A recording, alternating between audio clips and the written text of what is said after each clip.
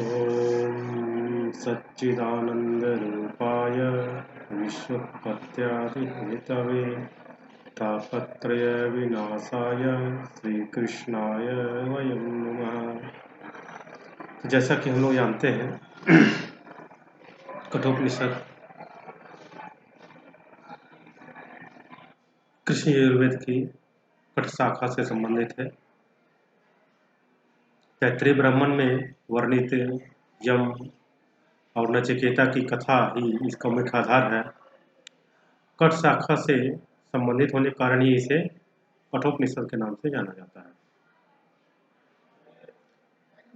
इस उपनिषद में वर्णित कथा का और दार्शनिक तथ्यों का सारांश अगर देखा जाए तो इस प्रकार से हम कह सकते हैं कि गौतम वंश के वाजसर्वा के पुत्र वाजश्रवस या उद्यालक ने स्वर्ग फल हेतु विश्वजित नामक यज्ञ किया था। यज्ञ की मर्यादा के अनुसार उन्होंने अपना संपूर्ण धन ब्राह्मणों को दान नहीं किया। उन्होंने वृद्ध तथा दुग्धहीन गायों को ब्राह्मणों को दान कर दिया। इस विवेक को देख करके उद्यालक यानी वाजश्रवस के जो विवेकशील पुत्र थे नचिकेता, उसको अपार दुख हुआ। उसने अपने पिता से कहा कि पिताजी, यह तो सर्वस्व दान की अपेक्षा रखता है। ऐसी स्थिति में आप मुझे किसको सौंप रहे हैं? नचिकेता द्वारा इस प्रश्न को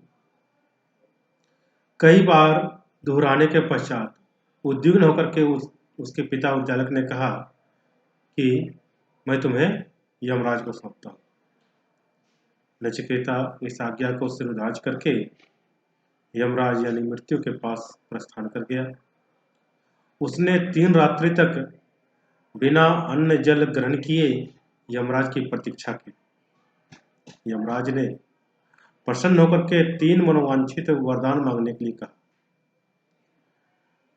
नचिकेता ने पिता की प्रसन्नता के लिए प्रथम वरदान मांगते हुए कहा कि हे यमराज, मेरे पिता मेरे प्रति शांत हों, प्रसन्न चित्त हों और क्रोध रहित हो जाएं।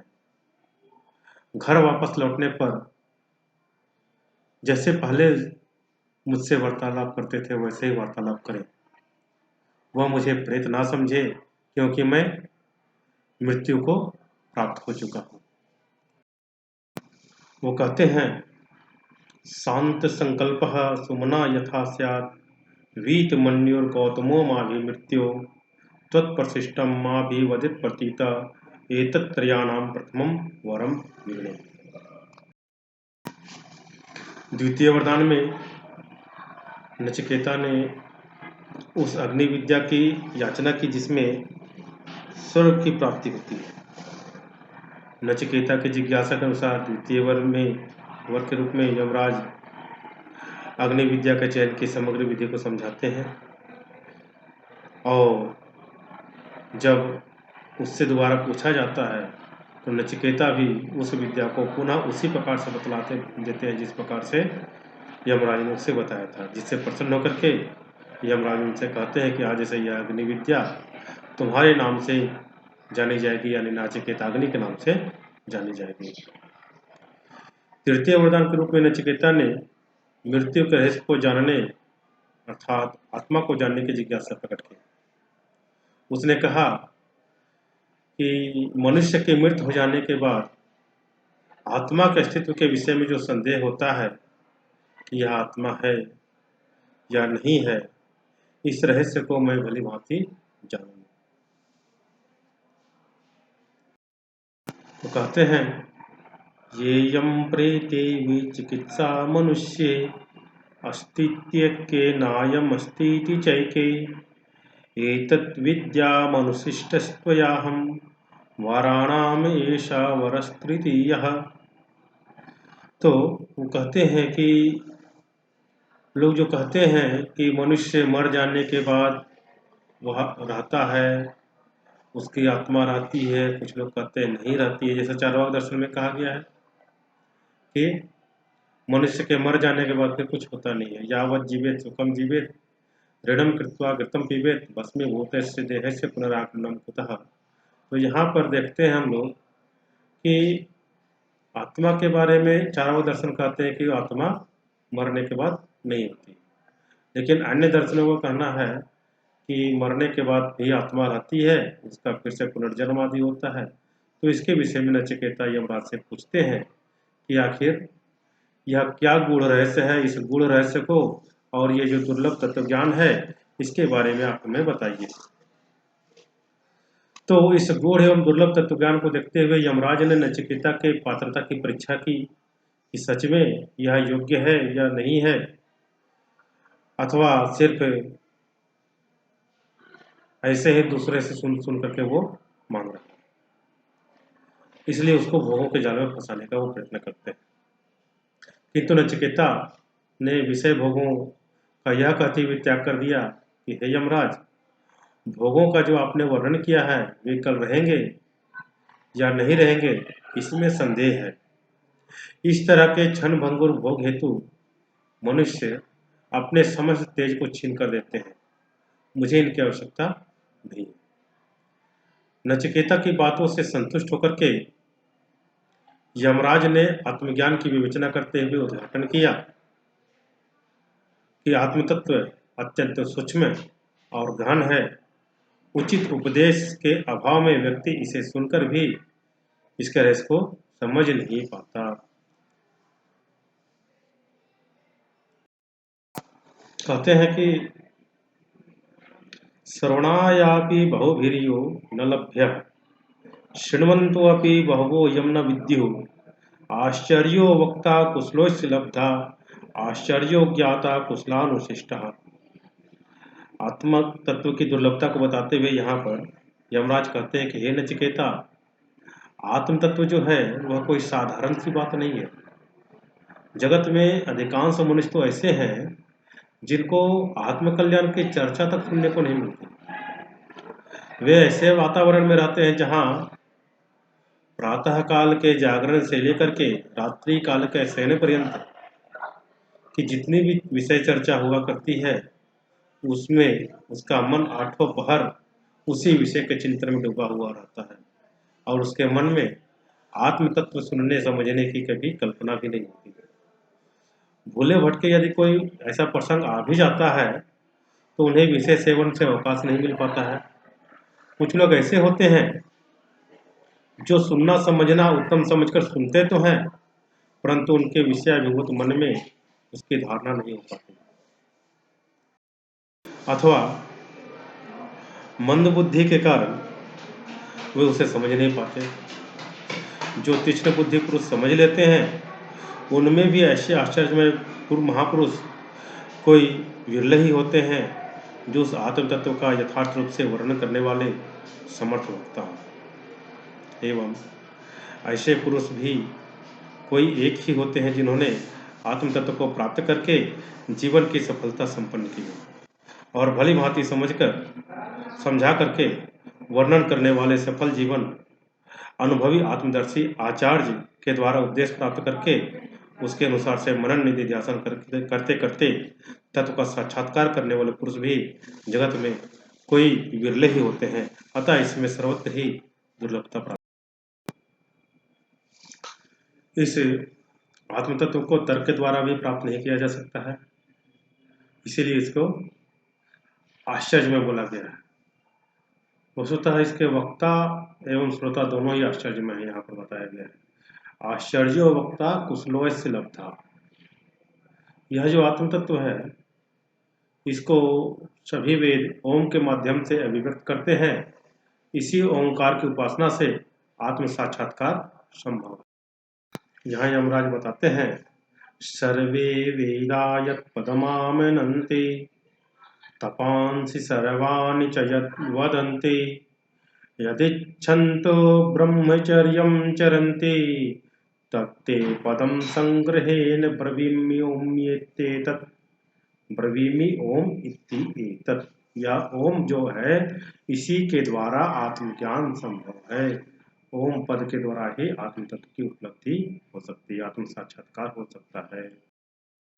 आगे बतलाते हैं, एतद्ध्येवाक्षरं ब्रह्म एतत्येवाक्षरं परम एतद्ध्येवाक्षरं ज्ञात्वा यो यदिच्छति तस्य तत्। यानी कि यह अविनाशी जो ओंकार है वही ब्रह्म है, वही परमात्मा का स्वरूप है और वही परम पुरुषोत्तम है। और जैसे ओंकार जो है वह ब्रह्म भी है, वही पर ब्रह्म भी है। इसको जो जान लेता है वही अभिष्ट रूप को प्राप्त कर पाता है, यानी उस ज्ञान को प्राप्त कर लेता है। एतदालंबनम श्रेष्ठम एतद आलंबनम परम एतदालंबनम ज्ञात्वा ब्रह्मलोके महीयते। यानी कि यह जो ओंकार है वही परब्रह्म परमात्मा की प्राप्ति के लिए सब प्रकार के आलंबनों में से श्रेष्ठ आलंबन है और यही चरम आलंबन है। तो यह ओंकार जो है वही परब्रह्म परमात्मा की प्राप्ति के लिए सब प्रकार के आलंबनों में सबसे श्रेष्ठ आलंबन है। आलंबन यानी आश्रय, और यही चरम आलंबन भी है।